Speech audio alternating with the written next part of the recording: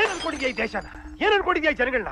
ನಮ್ ದೇಶ ಜನಗಳು ನೋಡು ನೋಡು, ಒಂದ್ ಕೆನ್ನೆ ಕೊಟ್ರೆ ಸುಮ್ನೆ ನಿಂತಿರ್ತಾರೆ, ರಿಯಾಕ್ಟೇ ಮಾಡಲ್ಲ. ಆ ದೇಶದಲ್ಲಿ ತುಟ್ಟಿದ್ರೆ ಬರೀ ಸಾಹುಕಾರ, ಈ ದೇಶದಲ್ಲಿ ತುಟ್ಟಿದ್ರೆ ಸರ್ವಾಧಿಕಾರ. ನಮ್ಮ ದೇಶದ ರಾಜಕಾರಣಿಗಳಿಗೆ ಅಮೆರಿಕ ಅಧ್ಯಕ್ಷೀಯ ಚುನಾವಣೆಯ ಬಗ್ಗೆ ಆಸಕ್ತಿ ಇದೆ. ಯಾರು ಗೆಲ್ತಾರೆ ಯಾರು ಸೋಲ್ತಾರೆ ಅನ್ನುವ ಕ್ರೇಜ್ ಇದೆ.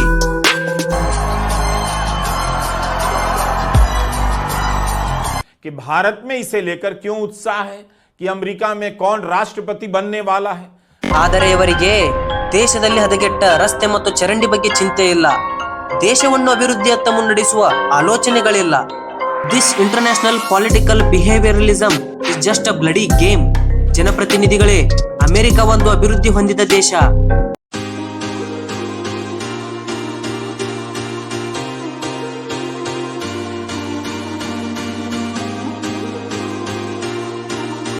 ಭಾರತದ ಬಗ್ಗೆ ಆಲೋಚನೆ ಮಾಡಿ. ಮುಂಬೈಯಲ್ಲಿರುವ ಧಾರಾವಿ ಸ್ಲಂ ನೋಡಿ. ದೇಶದಲ್ಲಿ ಲಕ್ಷಾಂತರ ಹಳ್ಳಿಗಳು ಸ್ಲಂ ರೀತಿಯೇ ಉಳಿದಿವೆ. ಒಂದೇ ಒಂದು ಅಭಿವೃದ್ಧಿ ಕಾರ್ಯಗಳಿಲ್ಲ. ಬಿಸಿಲಿ ಫ್ರೀ ಹೈ ಪರ ಆತಿ ಕಿತ್ನಿ ಹೈ. ನಮ್ಮ ದೇಶದ ಹಳ್ಳಿಗಳಲ್ಲಿ ಹದಗೆಟ್ಟ ರಸ್ತೆಗಳು, ಸರಿಯಾದ ಕುಡಿಯುವ ನೀರಿನ ವ್ಯವಸ್ಥೆ ಇಲ್ಲ. ಗ್ರಾಮ ಸಭೆ ವಾರ್ಡ್ ಸಭೆ ಮಾಡದ ಅಧಿಕಾರಿಗಳು, ಅಭಿವೃದ್ಧಿ ಮತ್ತು ಉದ್ಯೋಗ ಕಲ್ಪಿಸಿಕೊಡುವ ಹೆಸರಿನಲ್ಲಿ ನರೇಗಾ ಯೋಜನೆ ಅಡಿ ಲಕ್ಷ ಕೋಟಿಗಟ್ಟಲೆ ಲೂಟಿ ಮಾಡುತ್ತಿರುವ ಪಂಚಾಯಿತಿ ಅಧಿಕಾರಿಗಳು ಮತ್ತು ಜನಪ್ರತಿನಿಧಿಗಳು.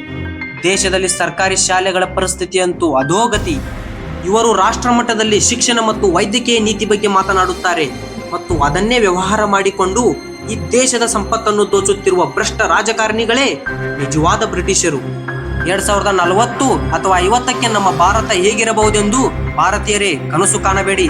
ದೇಶದಲ್ಲಿ ಈಗಿರುವ ಪರಿಸ್ಥಿತಿ ಅಂದರೆ ಬಕೆಟ್ ರಾಜಕಾರಣ, ಗುಲಾಮ್ಗಿರಿ ಇದೇ ರೀತಿ ಮುಂದುವರೆದರೆ ಒಂದು ದಿನ ಉಪೇಂದ್ರ ಸರ್ ಅವರು ತೋರಿಸಿದ ಸ್ಥಿತಿಗೆ ಬಂದು ನಿಲ್ಲುವುದು ಖಂಡಿತ.